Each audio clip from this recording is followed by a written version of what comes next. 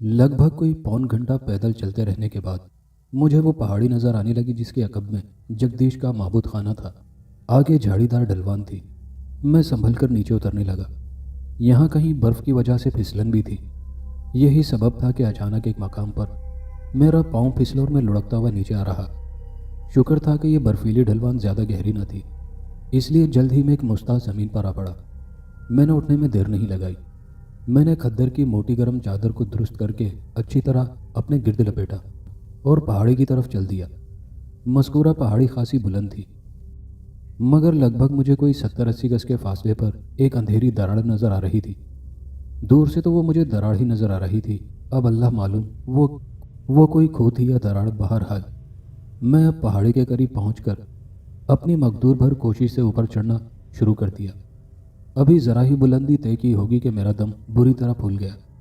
तब मुझे अंदाज़ा हुआ कि आमूदन चलना कितना दुश्वार था, मगर मैंने हिम्मत न हारी। नामसाइद हालात में मेरे गुजरने वाले रोज़ो शब ने मुझे सफ़र की इन कठिनाइयों से नबरदाज़मा होने का आदी बना डाला था। मैंने ज़रा सुस्ताने के बाद फिर बुलंदी पर चढ़ना शुरू कर दिया और आखिरकार कभी सुस्ताने और कभी चलते हुए उस दरार के करीब पहुंच ही गया। तब मुझे अंदाज़ा हुआ कि जिसे मैं दरार समझे हुए था वो एक खूह थी जिसका दहाना बादियों नज़र में दूर से दरार की तरह ही नज़र आ रहा था। बहरहाल जब मैं खूह के ज़रा नज़दीक पहुंचा तो ठिठक कर रुक गया। अंदर से रोशनी फूट रही थी। मैं ज़रा हिम्मत करके अंदर दाखिल हुआ। मेरे सामने एक बिल्कुल ही अजीब मंजर था जिसे देखकर मैं बुरी तरह चौंका था। एक दुबला पतला जोगी टाइप शख्स सर के बल खड़ा था। इतनी सर्दी के बावजूद उसका ऊपरी खाकिस्तरी जिस्म बरहना था और नीचे सिर्फ गेरवे रंग की धोती बंधी हुई थी, बस मुख्तसर से जांघिए की तरह, यानी घुटनों से ऊपर। उसकी मनहनी सी गर्दन पर झूलती हुई अनगिनत मालाएं भी ज़मीन से लगी झूल रही थी। उसकी आंखें खुली हुई थी। उसने मुझे देख लिया था, मगर वो फिर भी जूं का तूं सर के बल खड़ा रहा। कोने में एक लालटेन रखी थी और बस न जाने क्या क्या अला बला बिखरा हुआ था। मैंने आहिस्दगी से ज़रा सर नीचे किए खामोशी के साथ एक कोने में दुबक कर बैठ गया और उसके सीधे होने का इंतज़ार करने लगा। थोड़ी देर गुजरी तो वो फ़ौरन सीधा हो गया। मैंने सोचा कि मेरे मुखिल होने पर वो मुझे डांटेगा, मगर मैंने देखा कि वो बड़ी दिलचस्पी से मेरे चेहरे की तरफ तके जा रहा था। कौन है रे तू? अचानक उसने गहरी और मनहनी सी आवाज़ में मुझसे पूछा। मुसाफिर हूँ, रात गुजारना चाहता हूँ। तुम नाराज़ हो तो वापस चला जाता हूँ, मैंने दानिस्ता उससे ये जुमला कहा था। नहीं, बैठो। उसके लहजे में अजीब सा तहकुम था। वो चंद लम्हे गहरी और पुरसोच नज़रों से मुझे घूरने लगा। उसकी चुंदी चुंदी आंखों में अजीब सी मकनातीसियत थी। क्या नाम है रे तेरा? मेरा नाम वासु है, मैंने झूठ बोला। उसने इसरार भरी हुंकारी भरी। ठीक उस वक्त बाहर बादलों की खौफनाक गड़गड़ाहट गूंजी।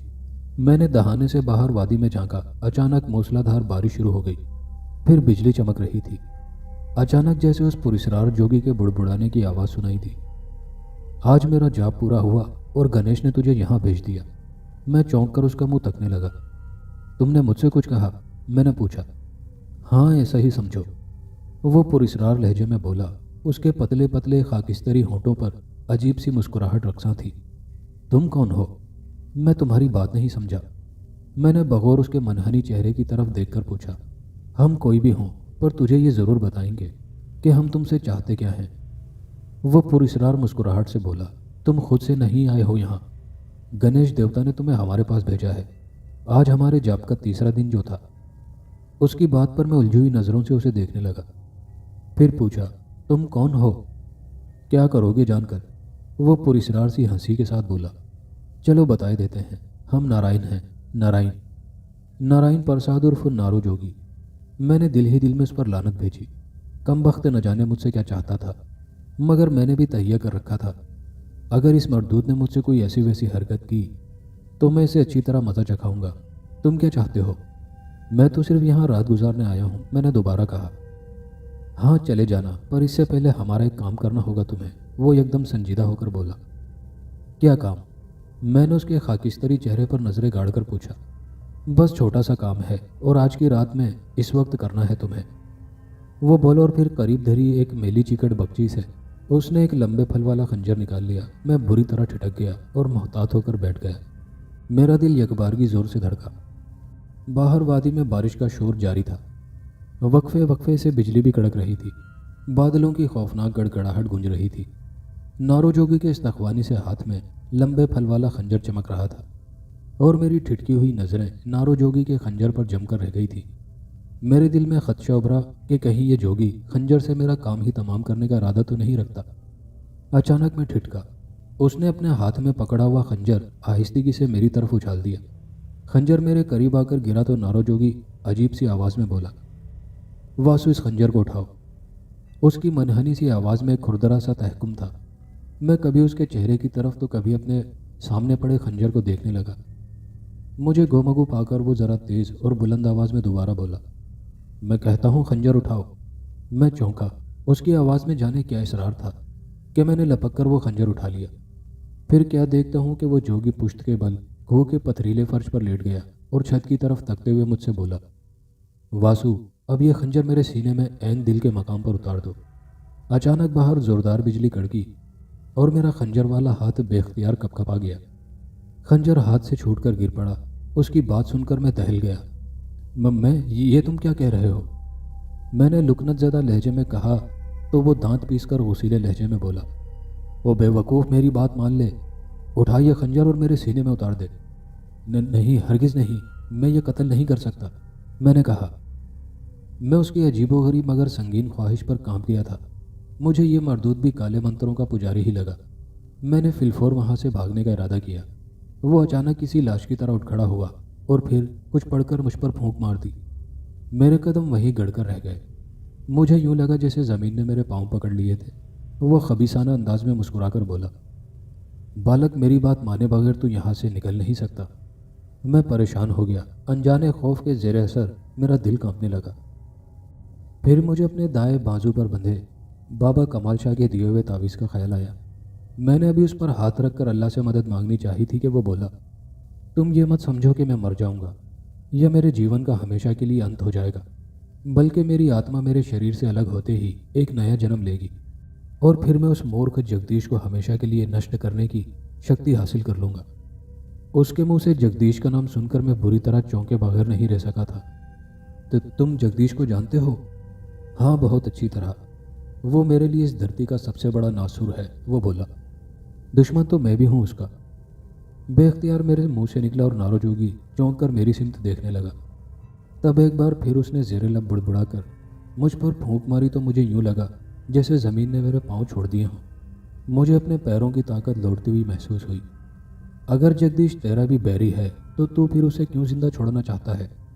नारो जोगी ने मुझे समझाने वाले अंदाज में कहा, मगर याद रख, तू उसे नष्ट करने की शक्ति नहीं रखता। मुझे गणेश देवता की शक्ति हासिल है। उस मूर्ख जगदीश को नष्ट करने का केवल यही तरीका है जो मैं कह रहा हूँ, यानी तू मुझे कत्ल कर डाल।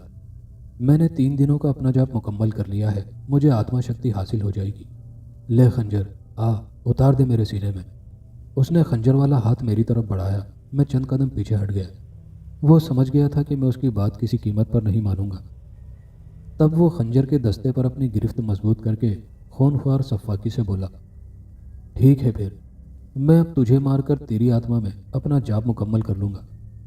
ये कहकर वो गुर्राता हुआ खंजर तोले मेरी तरफ लपका। मैंने झुकाई दी। वो भी काया निकला। फ़ौरन एक बाजू मेरी गर्दन के गिर्द हाइल करके जकड़ लिया। मैं उसके इस्तख्वानी पिंजरनुमा लागर वजूद की बेपनाह ताकत का आज मोतरिफ हूँ। मैं तो ये समझा था कि उस सूखे सड़े जोगी को एक ही पटका दूंगा तो उसकी हड्डियाँ चटक जाएंगी, मगर मेरा ख्याल गलत साबित हुआ। फिर जैसे ही उसने खंजर मेरे पेट में घोंपना चाहा, मैंने फुर्ती से उसकी कलाई दबोच ली। उससे जोर आजमाई में मुझे दांतों पसीना आ गया था। खंजर का मुहीब फल लम्हा ब लम्हा अब मेरे सीने की तरफ आ रहा था। उस कमबख्त के मनहनी वजूद में बला की ताकत थी।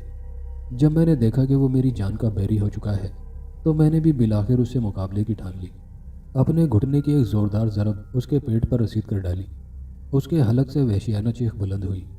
मेरी गर्दन पर उसके इस्तख्वानी हाथ के शिकंजे की गिरफ्त ज़रा कमज़ोर पड़ी तो मैंने उसे परे धकेल दिया।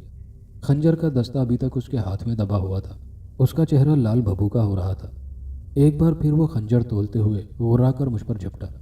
इस बार मैंने लात चला दी जो उसके लंबोतरे चेहरे पर पड़ी, मगर उसने अपने आप को संभाले रखा और उछलकर अपनी दोनों टांगें मेरे सीने पर दे मारी। मेरे कदम उखड़ गए और मैं अकब में लड़खड़ाता हुआ खो की पथरीली दीवार से जा टकराया। वो आसेबी चमगादड़ की तरह फिर मुझ पर झपटा और मुझे चारों शाने चित करके ज़मीन पर गिरा दिए। अब वो कमबख्त मेरे सीने पर सवार हो गया। मैंने पलटी खाई और वो मेरे नीचे आ गया।